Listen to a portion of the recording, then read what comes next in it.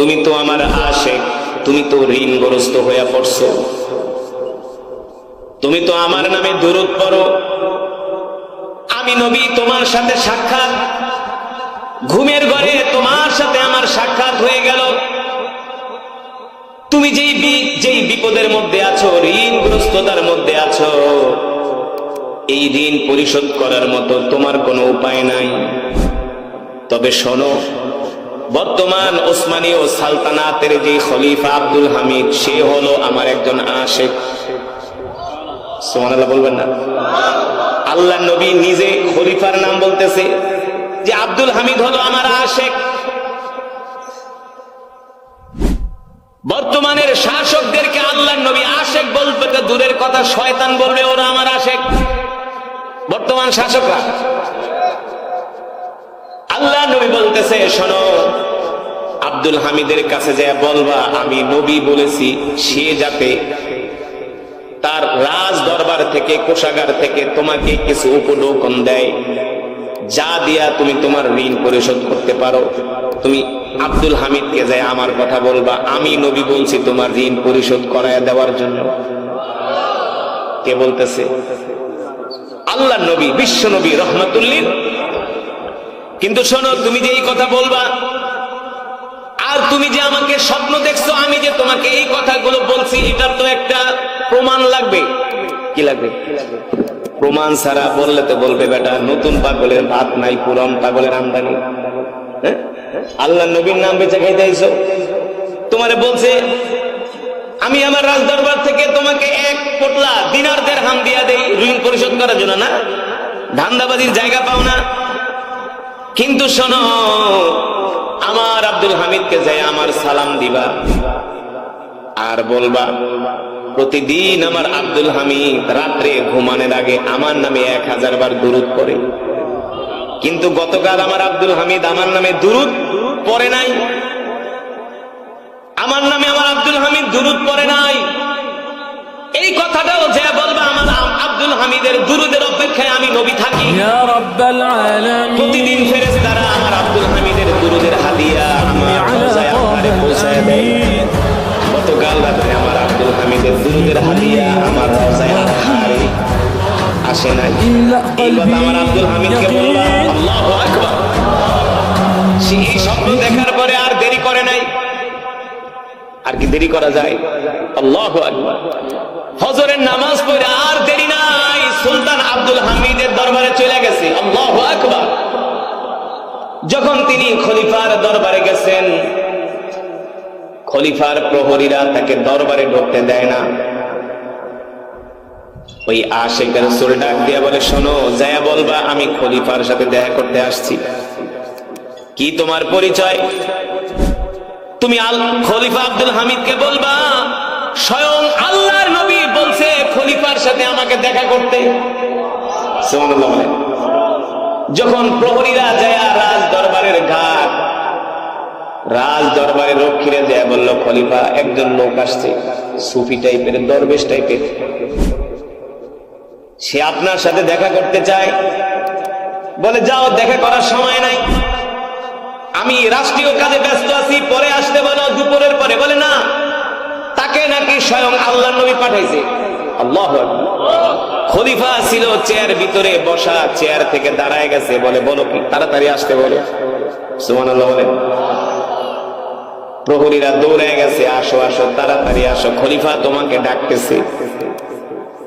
এবার যখন খলিফার দরবারে ঢুকলেন, খলিফা প্রশ্ন করলেন তুমি কোত্থেকে আসছো? অমুক জায়গা থেকে। কেন আসছো? বলো আল্লাহ নবী আমাকে আপনার কাছে পাঠাইছে। খলিফা প্রশ্ন করলেন আল্লাহ নবী আমাকে আমার কাছে তোমাকে পাঠাইছে, এর প্রমাণ কি?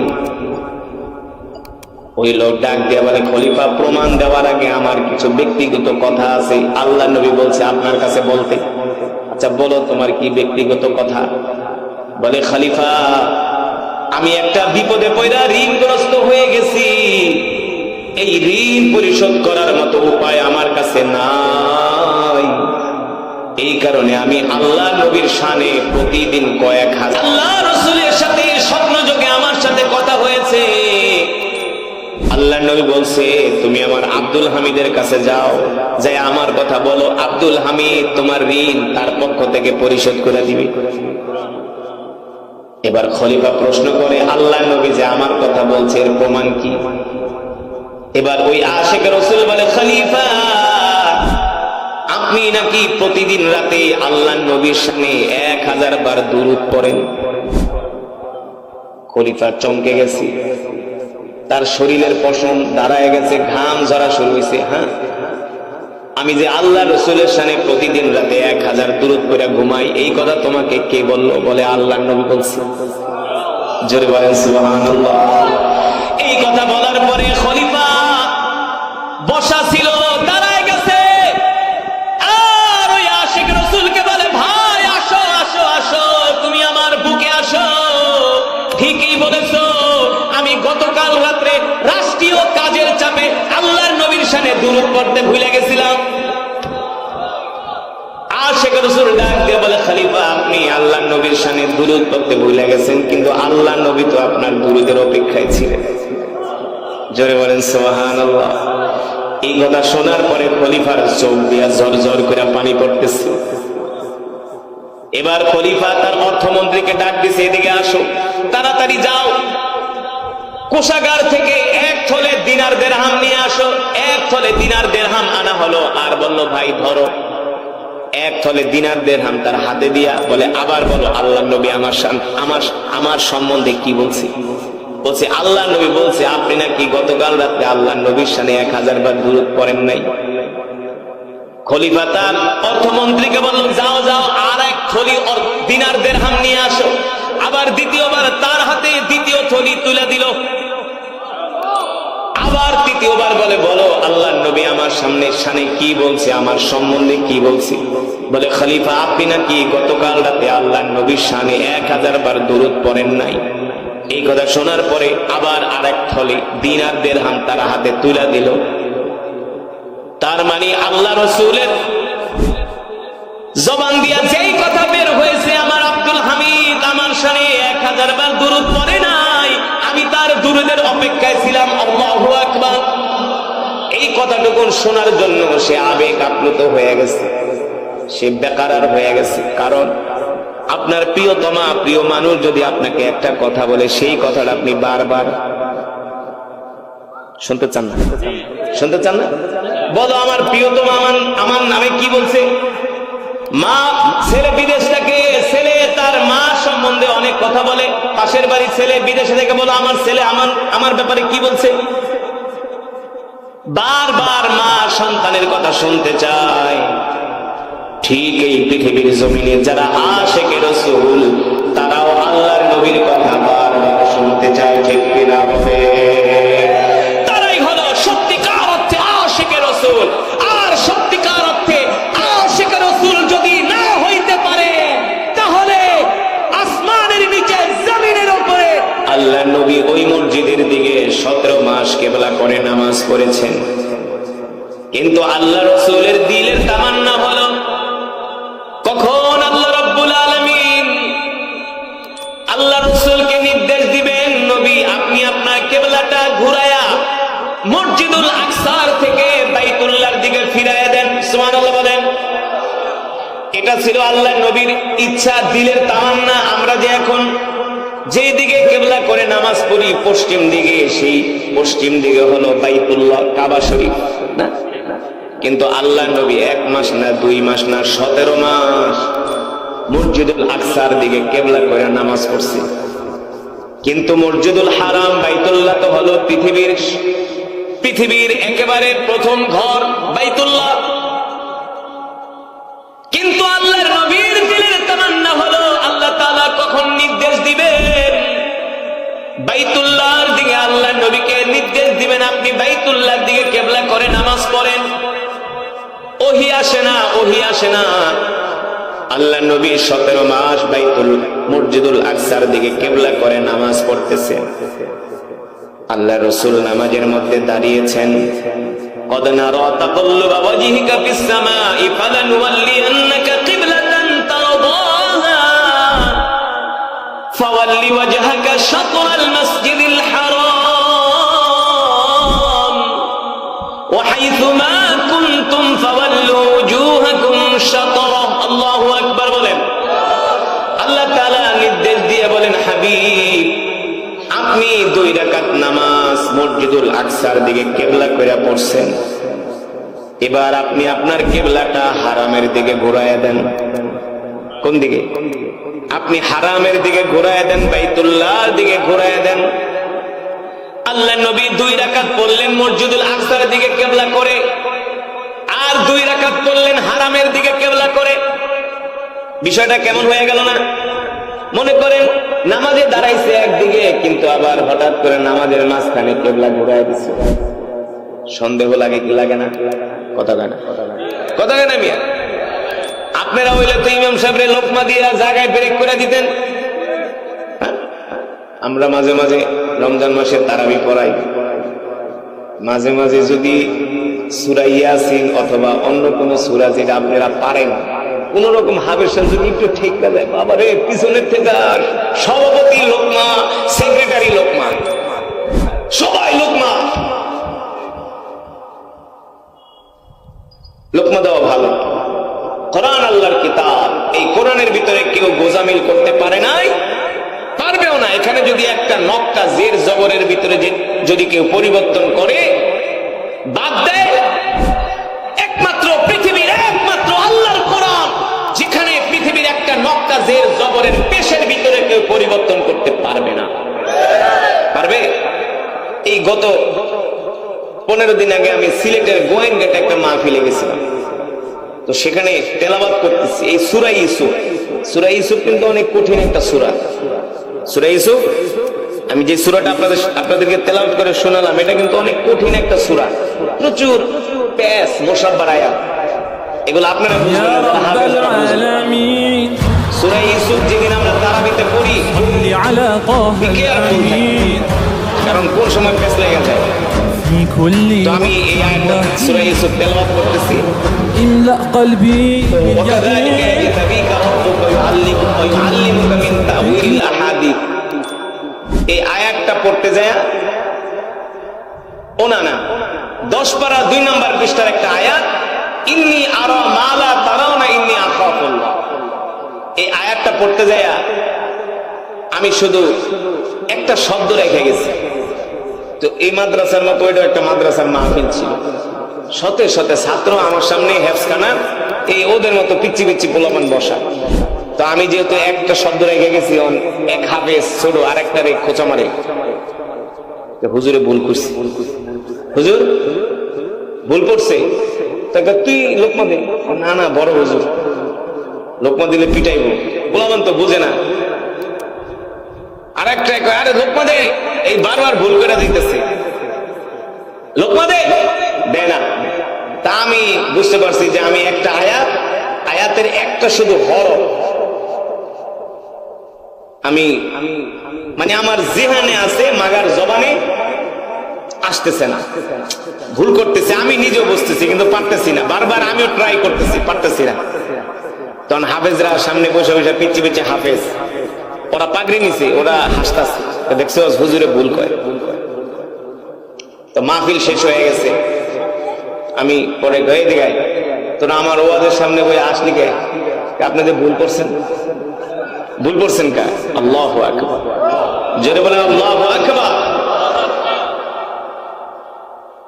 এটাই সেই আল্লাহর জবানের কালাম, যেটা বলছিলাম। আল্লাহর নবী নামাজ পড়তে দাঁড়াইছে, একদিকে কিবলা কইরা 2 রাকাত একদিকে কিবলা কইরা পড়ছে, মাঝখানে আবার 2 রাকাত অন্যদিকে ঘুরে গেছে। সন্দেহ লাগে কি লাগে না? আমরা হইলে তো পিছনের থেকে হুজুরের জামা টেনে ধরতাম, হুজুর আপনি মনে হয় ভুল করছেন, হুজুর আপনি মনে হয় ভুল করছেন। আহ, কেমন ছিল সাহাবীরা, কেমন ছিল সাহাবীরা, আল্লাহর নবীকে কতটা কলিজা দিয়া ভালোবাসতো।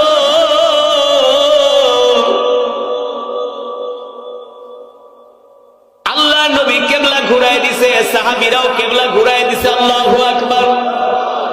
অথচ আল্লাহর নবীর পিছনে হযরত ওমরের মতো সাহাবী, যাকে বলা হয় মেজাজে ওহী, যেই ওমরের সিদ্ধান্ত অনুযায়ী আল্লাহ তাআলা কোরআনুল কারীমের 27টা আয়াত নাযিল করছেন।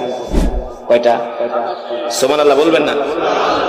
আল্লাহ নবী নিজে বলেছেন, লাউ কানা বাদি নাবিয়্যুন লাকানা উমর। আল্লাহু আকবার। লাউ কানা বাদি নাবিয়্যুন লাকানা উমর। আল্লাহ যদি আমার পরে কাউকে নবী বানাইতেন, ওমরকে আল্লাহ নবী বানায় দুনিয়াতে পাঠাইতেন। সুবহানাল্লাহ বলেন। ওহীর মেজাজের একজন মানুষ ছিলেন হযরত ওমর। আর সাইয়েদনা আবু বকর রাদিয়াল্লাহু তাআলা আনহুর কথা আর কি বলবো। আল্লাহু আকবার। সাইয়েদনা আবু বকর ইবনে কুহাফা, তিনি তো আবু বকর যার কোনো তুলনা আছে? যার কোনো তুলনা নাই। এমন জলিল কদর বড় বড় সাহাবীরা আল্লাহর নবীর পিছনে নামাজ পড়তেছে। আল্লাহর নবী 2 রাকাত পড়লেন মসজিদুল আকসার দিকে, আর 2 রাকাত হারামের দিকে পড়ে আল্লাহর নবী 4 রাকাত নামাজ শেষ করে সালাম ফিরালেন।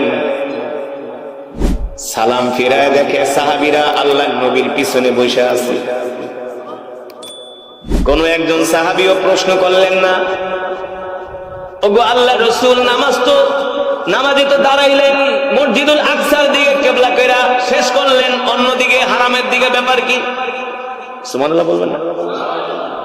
সাহাবীরা আল্লাহর নবীকে কেমন ভালোবাসে তার একটা উদাহরণ, একটা উপমা আমি আপনাদের সামনে পেশ করতেছি।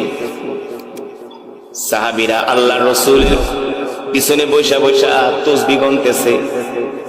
আল্লাহর নবী মুস্কি হাসি দিয়া বলে, ও সাহাবীরা, আমি যখন নামাজে দাঁড়িয়েছিলাম 2 রাকাত নামাজ আমি আদায় করলাম মসজিদুল আকসার দিকে কিবলা করে, আর 2 রাকাত নামাজ আমি শেষ করলাম হারামের দিকে কিবলা কইরা। আমি কিবলা ঘুরাইছি, তোমরাও কেন কিবলা ঘুরাইলা? আমি কিবলা ঘুরাইছি, তোমরা কেন কিবলা পরিবর্তন করলা? আমার কাছে তো ওহী আসছে, জিবরাইল আইসা আমাকে নামাজের মধ্যে বইলা দিছে, ওগো আল্লাহর নবী, আপনি 2 রাকাত পড়ছেন মসজিদুল আকসার দিকে, আর 2 রাকাত হারামের দিকে কিবলা করে আপনি আমার নামাজ শেষ করে দেন। সুবহানাল্লাহ বলেন। আল্লাহ আমাকে নির্দেশ দেওয়ার কারণে, আমার কাছে ওহী আসার কারণে আমি আমার কিবলা পরিবর্তন করছি, কিন্তু তোমরা কেন কিবলা পরিবর্তন করছো? তোমাদের কাছে তো ওহী। কথা কয় না? আরো জোরে বলেন, তোমাদের কাছে তো ওহী, তাহলে তোমরা কেন কিবলা পরিবর্তন করলা?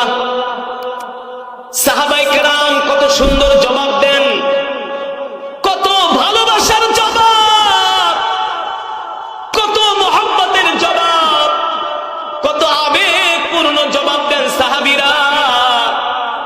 সাহাবায়ে কেরাম বলেন, ও আল্লাহর নবী, আমাদের কাছে ওহী আসার দরকার নাই, আমরা আমাদের জীবনের চেয়েও আল্লাহর নবীকে ভালোবাসি। আল্লাহর নবী কিবলা পরিবর্তন করছি, আমরা আল্লাহর নবীকে ভালোবাসা আমরাও আমাদের কিবলা ঘুরাই দিছি। আল্লাহ রাসূল এত খুশি হয়ে গেছে। সেই মহান মোবারক জামাতের নাম হলো সাহাবীদের জামাত, ঠিক কিনা বলেন? এইভাবে করে সাহাবায়ে কেরাম আল্লাহর নবীকে ভালোবাসতেন। আল্লাহ তাআলা কুরআনুল কারীমের মধ্যে সে কথাই বলছেন, কুল ইন কুনতুম তুহিব্বুনাল্লাহ ফাত্তাবিউনি ইউহিব্বুকুমুল্লাহ ওয়া ইয়াগফির লাকুম যুনুবাকুম ওয়াল্লাহু গফুরুর রহিম। আল্লাহ রাব্বুল আলামিন বলেন, নবী দুনিয়ার মানুষদেরকে বলে দেন, এ দুনিয়ার মানুষেরা, এ যুবকেরা, ভালো করে শুনে রাখো, ও মুসলমানেরা, মা বোনেরা, ভালো করে শুনে রাখেন। আল্লাহ তাআলা কোরআনুল কারীমের সূরাতুল বাকারার মধ্যে বলছেন, তোমরা যদি আল্লাহ তাআলাকে পেতে চাও, সর্বপ্রথম তোমাদের নবীকে ভালোবাসতে হবে। কাকে ভালোবাসতে হবে? আল্লাহর নবীকে ভালোবাসতে হবে।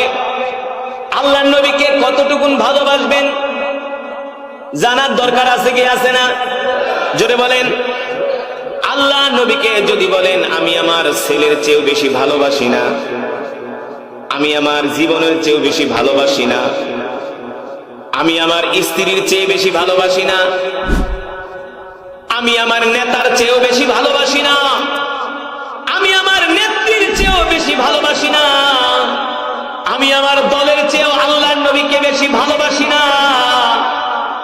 শুধু এতটুকুন ভালোবাসি যতটুকুন ভালোবাসলে নবীর নামে মিলাদ কইরা জিলাপি খাওয়া যায়।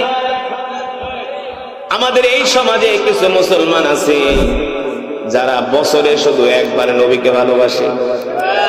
আছে কি আছে না? একেবারে ঈদে মিলাদুন নবী কইরা জিলাপি খায়া পুরা বাংলাদেশ কাঁপায় ফেলায়। আছে কি আছে না? আল্লাহর কসম করে বলি ভাই, এবারের আমার জীবনের একটা ইচ্ছা ছিল, আমি একবার হলেও জীবনে ঈদে মিলাদুন নবীর সময় আমি মদিনা শরীফে থাকবো। কোথায়? মদিনা শরীফে থাকবো। আমরা বাংলাদেশিরা তো ঈদে মিলাদুন নবী 12 রবিউল আউয়ালে গরু জবাই করে জন্মের মতো খিচুড়ি খাই। অনেকে তো নবীর নামে কেকও কাটে, জানেন না? কাটে না? কাটে নাই? অনেকে তো নবীর নামে কেকও কাটে। আরে নবীর নামে যদি 12 রবিউল আউয়ালে কেক কাটার যদি কোনো সওয়াব থাকতো, তাহলে সাহাবায়ে কেরাম শুধু কেক কাটতো না, নবীর মুহাব্বতে কলিজা কাইটা ফলাইতো। কথা কোন? আমি এবার ঈদে মিলাদুন নবীতে মদিনা শরীফে ছিলাম। আমার ইচ্ছা ছিল যে দেখবো মদিনার মানুষগুলো নবীরে কতটা ভালোবাসে। নবীর নামে ঈদে মিলাদুন নবীতে কয় ডেক, কয়শো ডেক, কয় হাজার ডেক তোবারক রান্দে। কি রান্দে? কি রান্দে? কয় ডেক, কয় হাজার উট জবাই করে, কয় হাজার দুম্বা জবাই করে। এটা আমার দেখার ইচ্ছা ছিল। কিন্তু ঈদে মিলাদুন নবীর সময় আমি মদিনার অলিগলিতে ঘুরছি। শুধু বাঙালি না, অনারবরাও আমাকে চিনে, অন্য দেশের মুসলমানরাও আমাকে চিনে, কারণ সারা পৃথিবীর মুসলমান আমার তেলাওয়াত শুনে। সারা পৃথিবী, অনেক আরবি, আমেনি, অনেক আফ্রিকান, নাইজেরিয়ান, ইন্দোনেশিয়ান আমাকে দেখা বলে ইন্তাকারি বাঙালি। আমি বলি না। বলে তোমার তেলাওয়াত আমার মোবাইলে, এই যে দেখো তোমার তেলাওয়াত জওয়ালি মাওজুদ, তেলাওয়াতুকা, তোমার তেলাওয়াত আমার মোবাইলে, এই যে দেখো। মদিনা শরীফে গেলে হাজার হাজার বাঙালি আইসা শুধু মুসাফা করার জন্য দাঁড়ায়, কিন্তু কই কোনো একটা বাঙালি তো বললো না হুজুর আজকে ঈদে মিলাদুন নবী, ওই জায়গায় বিরিয়ানির পোটলা দিতেছে, নবীর নামে আজকে লাহাম মান্দি করছে, অথবা বাংলাদেশের নাম করা বিরিয়ানি রানছে, যান 2টা পোটলা নিয়ে যান। কেউ বললো না, শুধু বলে হুজুর খেজুর নিয়ে যান, জমজমের পানি খান, হাদিয়া নেন। কেন? বলে মোহাম্মত করি। তার মানে মদিনার মানুষের চাইতে কিন্তু আজও পর্যন্ত আমরা নবীকে বেশি ভালোবাসতে পারি নাই। যেই মদিনার মানুষগুলো এখনো আল্লাহ রসুলকে ভালোবাসে, কেমন ভালোবাসে? মদিনা শরীফে এমনও আবেদ আছে, আবেদ যারা 40, 45, 50 বছর ধরে মসজিদে নববী ছাড়ে না, তারা মসজিদে নববীতে ইবাদত করে। এমন মহান মহান বুজুর্গ মসজিদে নববীতে আছে যাদের সাথে আমার সাক্ষাৎ হয়েছে। 10 বছর আগে যে খুঁটির কাছে বসা দেখছিলাম, এখনো যে সেই খুঁটির কাছে ইবাদত করতেছি। তুমি বাঙালি, আল্লাহ নবীকে খুব ভালোবাসো, নবীর সুন্নত তোমার মধ্যে নাই। টর্চ লাইট মারলেও তোমার চেহারার মধ্যে, তোমার শরীরের মধ্যে নবীর সুন্নত পাওয়া যায় না, ঠিক কিনা বলেন? কিন্তু সে জানতেন যে আল্লাহ রসুলের প্রতি যদি বেশি বেশি দুরূদ পড়া হয়, আল্লাহ তাআলা অবশ্যই এই ঋণ মুক্ত করার, ঋণ পরিশোধ করার একটা ব্যবস্থা আল্লাহ করে দিবেন। হাদিস শরীফের ভিতরে এসেছে। আপনি যত বড় বিপদগ্রস্ত থাকেন না কেন, যুবক, তুমি বিদেশে যাওয়ার জন্য টাকা জমা দিছো, তোমার বিদেশে যাওয়ার ভিসা আসে না, তুমি আল্লাহ রসুলের শানে বেশি বেশি দুরূদ পড়ো, দেখবা আল্লাহ তাআলা তোমার ভিসার ব্যবস্থা করে দিবে। যাদের ব্যবসায় বরকত হয় না, শুধু ব্যবসায় লস, বেশি বেশি আল্লাহ রসুলের শানে দুরূদ পড়েন, দেখবেন আল্লাহ তাআলা ব্যবসার লস দূর করে দিবে। পরীক্ষিত আমল। তো ওই ব্যক্তি আর ইমানি আওয়াজ দিয়ে পড়ে আলহামদুলিল্লাহ। ইমানদার মুসলমান, সমস্ত প্রশংসা কার জন্য? আরো জোরে বলি কার জন্য? একমাত্র মহান রব্বুল আলামিন আলামিনের জন্য, যিনি আমাদেরকে সৃষ্টি করেছেন, ঠিক কিনা বলেন? মুসলমান, আমাদের হায়াতের মালিক কে? আমাদের রিজিকের মালিক কে? মুসলমান, আমরা কার গোলাম? জোরে বলেন, আমরা কার গোলাম? আমরা এক আল্লাহর গোলাম, ঠিক কিনা বলেন? মুসলমান, আসমান কার? আরো জোরে বলতে হবে, জমিন কার? কোরআনে আছে কি আছে না? কয়টা আসমান? কয়টা? কয়টা? আল্লাহ তাআলা কোরআনুল কারীমের মধ্যে বলছেন, আল্লাযী খালাকা সাবআ সামাওয়াতিন তিবাকা মা তারা ফি খালকির রহমানি মিন তাফাউত ফারজি'ল বাসরা হাল তারা মিন ফুতুর। নবী অবিশ্বাসী, কাফের, মুশরিক, নাস্তিক, বেঈমান, মুরতাদ, যারা বেঈমান, আল্লাহর কোরআন মানে না, দ্বীন মানে না, তাদেরকে বলে দেন, আমি আল্লাহ একটা না, দুইটা না, তিনটা না, চারটা না, পাঁচটা না, ছয়টা না, আমি আল্লাহ সাতটা আসমান বানিয়েছি।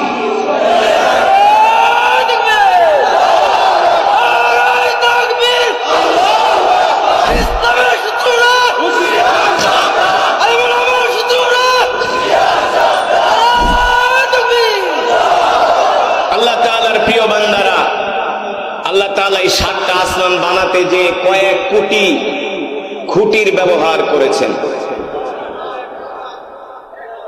ধর্মে খুঁটি ছাড়া কি আসমান থাকে নাকি? এই যে প্যান্ডেল গুলো বানিয়েছে, কতগুলো খুঁটি।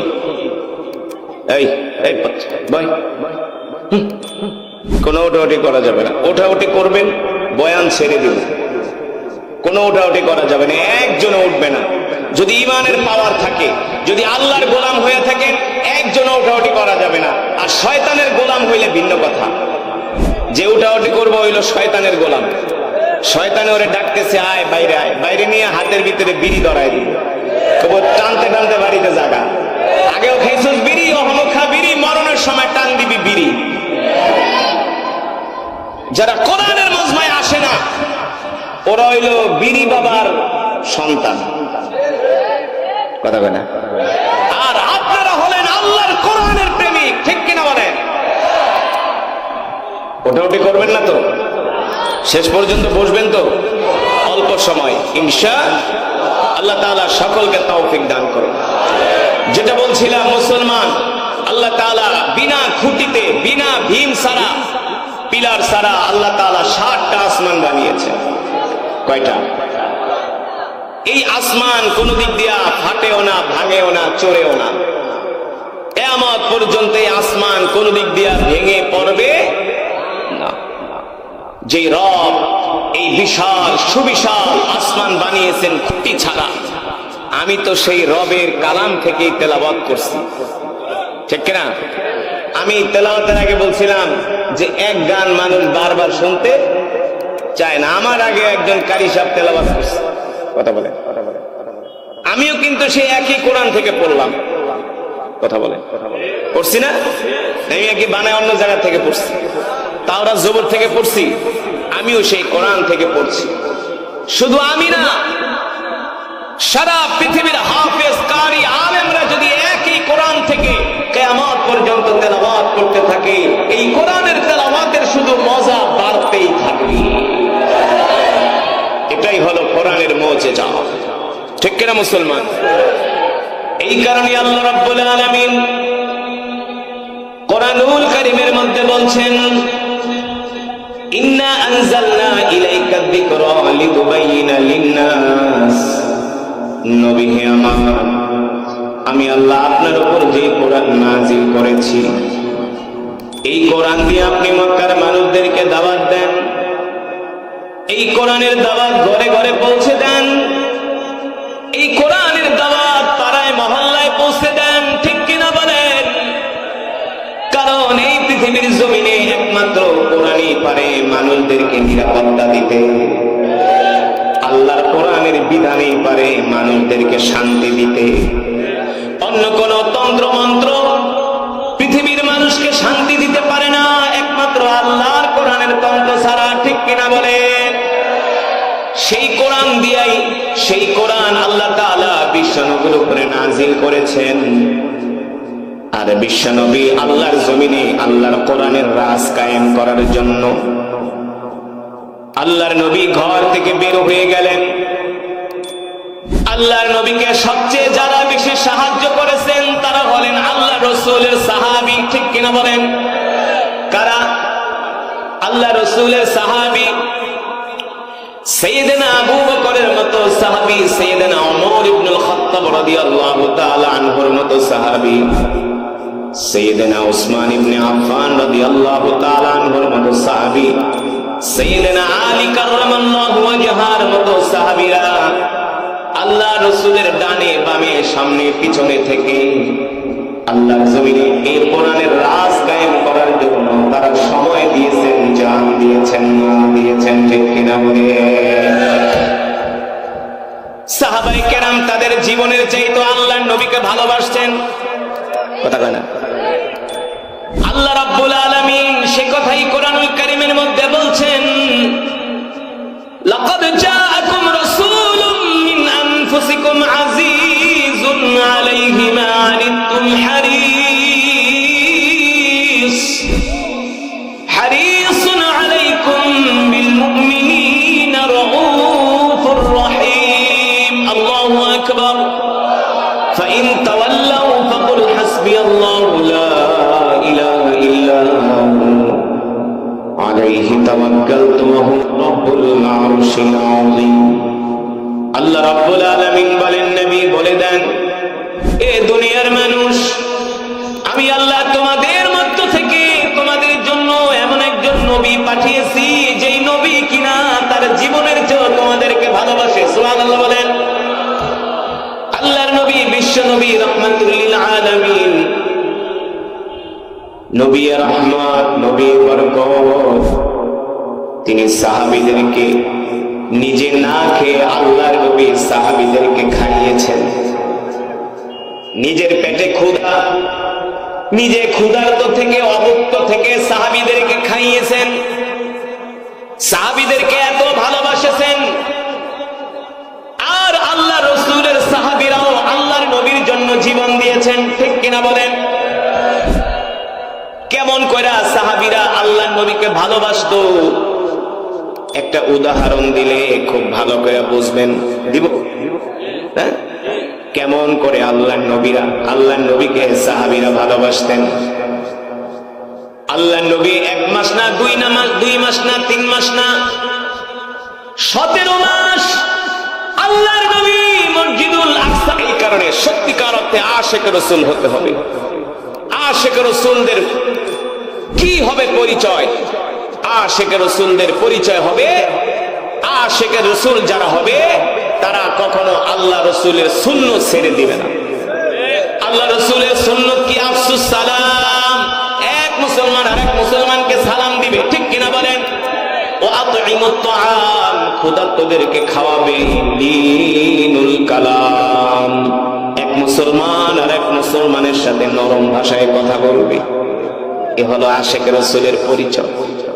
কিন্তু আজকে আমরা মুসলমানরা মুসলমানকে সালাম দেই না, সালাম দিলে উত্তর নেয় না। তবে মুসলমানের সালামের একটা মৌসুম আছে। কি আছে? মৌসুম কি?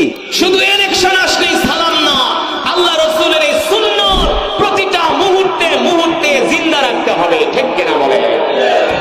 হাদিস শরীফে এসেছে, কোন ব্যক্তি যদি কোন মুসলমান যদি কোন মুসলমানকে দৈনিক 20 বার সালাম দেয়, কমসে কম 20 বার 20 জন মুসলমানকে, কমসে কম, আল্লাহ রসুল বলে ইন্তেকালের সাথে সাথে তাকে আল্লাহ বিনা হিসাবে জান্নাত দিয়ে দেন। সালামের এত গুরুত্ব। সালাম, আফসুস সালাম। আল্লাহ রসুল বলছে তোমরা এক মুসলমান আর এক মুসলমানকে সালাম দাও। সালাম দিবে তো ইনশাআল্লাহ? সালাম দিলে মারামারি, কাটাকাটি, হানাহানি, হিংসা বিদ্বেষ দূর হয়ে যায়। এই সালাম এমন পাওয়ারফুল, এই সালামের মাধ্যমে শত্রু বন্ধুতে পরিণত হয় কি হয় না?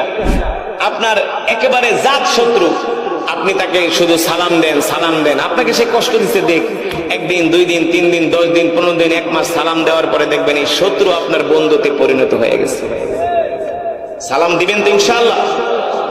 আল্লাহ রসুলের এই সুন্নাত জিন্দা করবেন, ক্ষুধার্ত গরিবদেরকে খাওয়াবেন, মানুষের সাথে কর্কশ ভাষায় কথা বলবেন না, বাংলাদেশে এখন নির্বাচন শুরু হয় নাই, এখনই মারামারি শুরু হয়ে গেছে, জ্বালাও পোড়াও শুরু হয়ে গেছে, কাটাকাটি শুরু হয়ে গেছে। কালকে দেখলাম এক হোটেলে প্রতিপক্ষের লোক যায় যাকে নমিনেশন দিছে আর যাকে দেয় নাই, নমিনেশন কেন দিল তার হোটেলে যায় এমন ভাঙচুর করছে, গরুর গোস্তের ডেকটা পর্যন্ত ফালায় দিছে। না, এগুলো কোন রসুলের আশেকদের কাজ হতে পারে? আমরা কোন মুসলমানের সাথে ঝগড়া তো দূরের কথা, কারো চোখের দিকে তাকায়া মুখ কালো করে আমরা কথা বলবো, ঠিক কিনা বলেন? সবার সাথে আমরা বিনয়ী আচরণ করব, কোমল ব্যবহার করব, নরম আচরণ করব। আল্লাহ নবী কোনদিন মানুষদেরকে কষ্ট দেয় নাই, আমরাও কোনো মানুষকে কষ্ট দিব না ইনশাআল্লাহ। তাহলে আল্লাহ রসুলের সুন্নত গুলো আমরা জিন্দা করবো তো ইনশাআল্লাহ? রাজি আছেন? আল্লাহ রসুলের সুন্নত জিন্দা করবেন, 5 ওয়াক্ত নামাজ জামাতের সাথে আদায় করবেন। কয় ওয়াক্ত? 5 ওয়াক্ত নামাজ যে পড়বেন, প্রস্রাব করে ঢিলা কলম ব্যবহার করবেন, মেসওয়াক করবেন, উত্তম রূপে মেসওয়াক করবেন, হাতে একটা তসবিহ রাখবেন, প্রতিদিন কমপক্ষে আল্লাহ রসুলের শানে 1000 বার দুরূদ পড়বেন। রাজি আছেন? রাজি আছেন? কয় হাজার বার দুরূদ? 1000 বার। শুধু 1000 বার দুরূদের আমলটা করেন, দেখবেন অল্প কিছুদিনের মধ্যে আল্লাহ রসুলের সাথে ঘুমের ঘরে জিয়ারত নসিব হবে। আল্লাহ রসুলকে স্বপ্ন দেখে আপনার মৃত্যু হবে। 1000 বার দুরূদ ইনশাআল্লাহ। আল্লাহ তাআলা কোরআনে বলছেন, লিমা তাকুলুনা মা লা তাফআলুন, তোমরা যা করো না তা মানুষকে বলো না। এই কারণে আমি যে ওয়াজ নিজে আমল করি সেই ওয়াজ আমি পাবলিকের সামনে করি, যে ওয়াজ আমি আমল করি না সেই ওয়াজ আমি কেমনে করবো? আল্লাহ হাসরের ময়দানে আমারে ধরবে। 1000 বার দুরূদ পড়েন, দেখবেন বালা মুসিবত বিপদ